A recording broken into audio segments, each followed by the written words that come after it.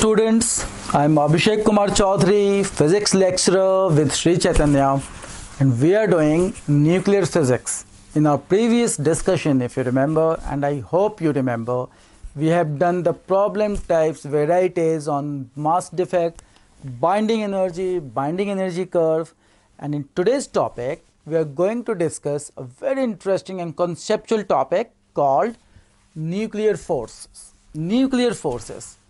See, what is there in nucleus? In nucleus, now we know in nucleus there are nucleons. And when we say nucleons, what does that mean? It means we are talking about proton and we are talking about neutron.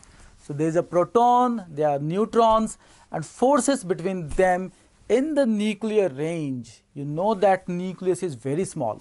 And when we are talking about the nuclear force, we are talking about that range only. So forces there between protons, neutrons, between two protons, or even between proton and neutron, these forces inside the nucleus, they are termed as nuclear forces.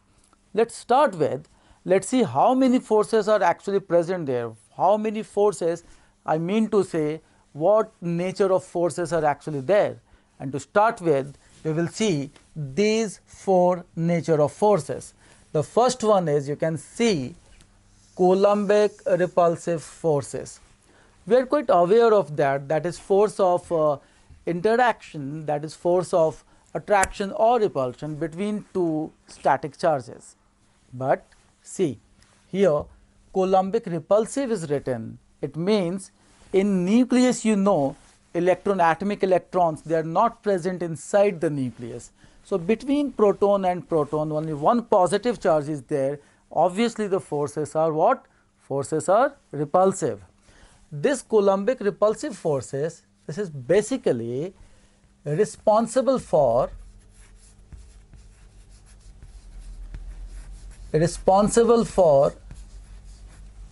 instability of the nucleus. Instability of the nucleus. Okay, obviously this is the force between two protons. Force between two protons. I am writing this for you. You can note it down. Force between two protons. When we are talking about proton, obviously we are inside the nucleus. And this force is making nucleus unstable. And one more thing, one more interesting thing, this Coulombic repulsive force, this student, this is increasing with the increasing atomic number. Okay, so this is the third point for you. Increases with atomic number.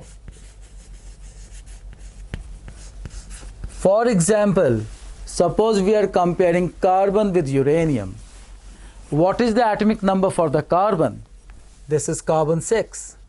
And that for uranium, that is 92. Okay, whose atomic number is greater? Obviously that of uranium. So with uranium, we are talking about Coulombic repulsive forces inside the nucleus.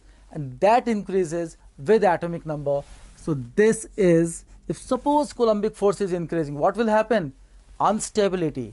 So this is unstable as compared to this. In these two, this is more unstable, we should write. You know this, on the basis of atomic number, we can actually compare which nucleus is more unstable. Now moving to the next force, that is nuclear attractive forces. See, inside the nucleus, the very tiny volume of nucleus, as the radius is very small, there are protons, and protons are positively charged. So obviously due to the repulsive Coulombic forces, and we all know that the Coulombic force expression 1 by 4 pi epsilon naught q1 q2 by r square, if you remember, 1 by 4 pi epsilon naught q1 q2 by r square. This is the expression for Coulombic force, and this force you can see in proportionality this is inversely proportional to r square. This force is equal to this, but in proportionality this is inversely proportional to r square. What does that mean? It means lesser is the r, greater is the force. So inside nucleus obviously the r is very less, so the Coulombic repulsive forces are very strong. Still protons are there, protons are not coming out of the nucleus that due to that repulsive force. It means some force is even stronger and it is binding the nucleons together, binding the protons together there, and that force is what? That force is the discussion topic, nuclear attractive forces. So the attractive force which holds the nucleons together is called nuclear attractive forces. There is no mathematical expression till date for this force, but we just define this on a basis of logic. If protons are there inside nucleus, they are repelling each other with a very strong force, still they are not coming out. It means some other forces are there which are even stronger, and those forces are called strong nuclear attractive forces. Let us see the properties for that. The first property is strongest force in nature. Nuclear forces, don't forget, whenever students we are talking about the nuclear force, we are inside the nucleus, and there in that range of nucleus, nuclear attractive forces are the strongest forces, even stronger, 100 times stronger than the electrical forces, electrostatic forces. See, this comparison you can see, gravitation, electric and this nuclear force, Fg, Fe and Fn, and take the proportionality, 1 10 raised to power 36 electrical forces are 10 raised to power 36 times stronger. Suppose between 2 electron we are talking, or 2 proton we are talking, between 2 protons that is inside the nucleus, the nuclear force is, you can see this power, 100 times stronger than the electric forces. Electric forces, let me tell you, are the very strong forces, and nuclear forces inside the nucleus are even 100 times stronger than that. So these are the strongest force in nature. Secondly, it is quite obvious, nuclear forces are short range forces, only up to the till femtometer, we can say 10 raised to power minus 15 meter, or till few Fermi meter. At 1.5 Fermi meter, nuclear force is the strongest force as 1.5 Fermi meter. Okay, this has observation is this. The third one that we are again discussing on the basis of logic, if protons are repelling, so obviously if nuclear forces are holding them, they must be attractive. Okay, the next point, properties, and let me tell you a very important one. Nuclear forces are saturated forces. See, what is the concept of saturation? Understand, see, there is a nucleon and there are many nucleons inside the nucleus. One nucleon inside the nucleus is not being attracted by all the nucleons. It does not matter how many nucleons are there. One nucleon will experience the nuclear force due to other nucleons which actually lie in the certain range. A range is very important. If that range between two nucleons is they're getting increasing, separation is getting increased. These are the two nucleons, say, in this range the strong nuclear attractive force is there, but as soon as the separation increases after few Fermi meter, this nuclear forces even inside the nucleus they disappears.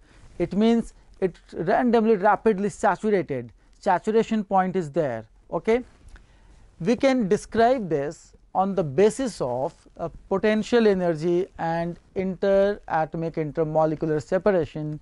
See, this graph is called beta, this is called potential energy well. Students, UR graph, potential energy well for the nucleons is something like this, and this R naught, you can see at this R naught we are having the minimum potential energy, aren't we? The minimum potential energy U is minimum at this R naught. So this R naught is called the equilibrium position, and for nucleons this is 0.8 Fermi meter. At 0.8 Fermi meter, this is saturation R naught point. Okay. Now see, consider a point in the right hand side of R naught. What we are going to see here, what we are going to discuss here, the nature of nuclear forces. We generally say that it is attractive, but we will see how attractiveness is there, and for this we are using force is minus du by dr. So on this axis, on u and r, what we can say that du by dr, the ratio of change in potential energy and separation, this is slope for this graph, y upon x. You all know y upon x tan theta, that is called the slope, and force is defined as minus du by dr. So obviously force is, we can write negative of the slope. So at this point, just this is a curve, we are drawing a tangent bit like this, and we can see this angle is less than 90 degree. So obviously here that slope, this portion for tan theta, which is less than 90 degree theta, is positive. Slope is positive, you can see, and slope's coefficient is negative, that is called force. So let's say this point as 1. So at F1 force is negative, as the slope is positive, positive into negative, that is called force, and force is negative. If force is negative, don't you think that force should be here? Force is here. This is the negative direction. So what exactly force is doing to the nucleons? This is attracting it, pulling it towards the R naught, 0.8 femtometer or Fermi meter. Suppose the force is at point 2, the particle now is at 2. Now what is the nature of force at point 2? Again, what we will do, students, we will again draw a tangent. Now we can see that this theta, students, this theta is greater than 90 degree, and you all know for this theta, slope tan theta is negative, and if tan theta is negative, force is negative of negative, slope is negative, and there is one more negative, that is force minus slope, minus minus plus. So force is positive, and this positive force will be towards positive x axis. What at 2f is doing? It is again pulling this to R naught. So nuclear forces are saturated and they work for a certain range. In that range this is lying, it's okay. As the range is increasing, the nuclear forces are disappearing. So again I am repeating, inside nucleus, one nucleon is not being attracted by all the nucleons in that nucleus. Those nucleons which lie in a certain range can only apply force, and this is called the saturation nature of nuclear forces. Now let's move to the next property. Next property is nuclear forces are charge independent. Okay, see, this is a nucleus. Just consider this is the nucleus.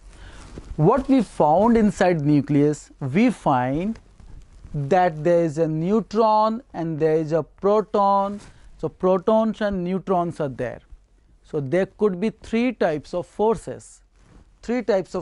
That is between proton and proton.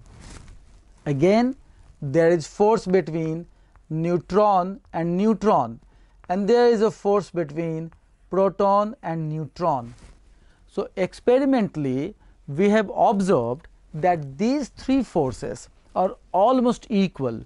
So in this we can see that there are two protons, it means their charges also. Two neutrons, both are neutral, one charge, one neutral, and still these forces are equal. It means nuclear forces are charge independent. There is independence of charge. These three forces are what? These are equal. So first line is nuclear forces are charge independent. It means FPP, FNN and FPN, these three forces are equal. Having said that, there is one very important question point. Students, I want all of you to listen very carefully. These questions of nuclear forces charge independence, it might be asked in two ways. First, nuclear forces. Second, let me hear carefully, net force on nucleons. In that case, if we are talking about the net force, let me write here Fpn and Fnn, these two are equal. These two are equal like before, but when we talk about FPP, this is lesser, because in case of between proton and proton, see, there are attractive nuclear forces, but also there is repulsive Coulombic forces.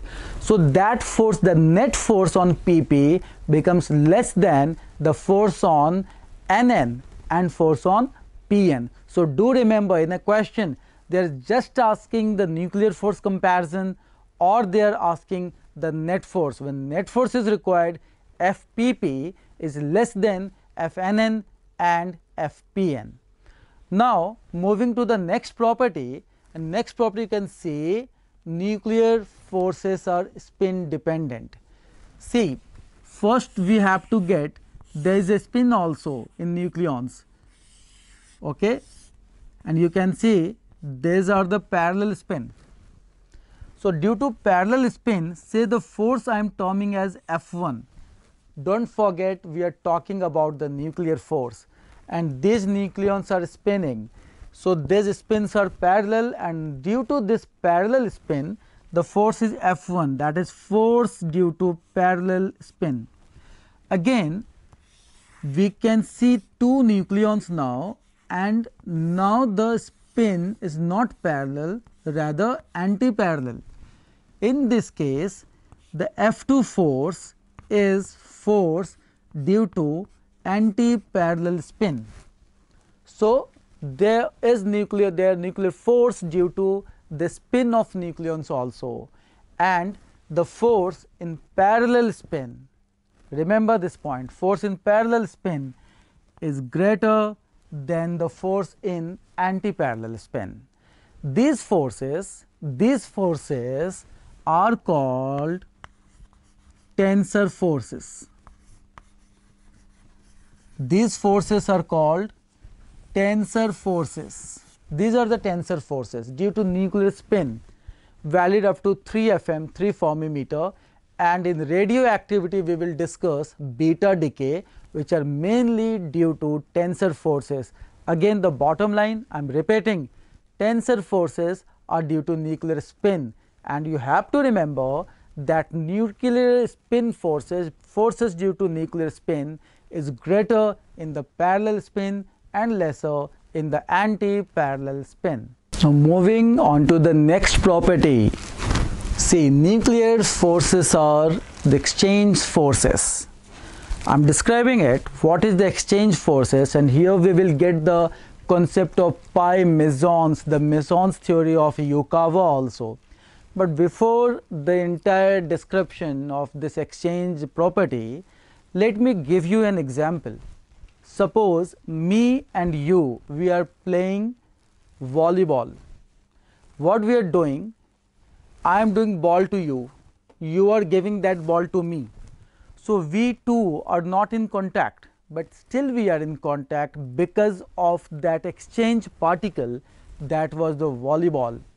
So during that transfer, suppose I am transferring that volleyball to you, during that transfer the momentum is also getting transferred to you, and then to you, you are throwing it to me, that momentum is coming to me back. And see, whenever momentum transfer is taking place, the rate of that momentum transfer is called a force that we all know.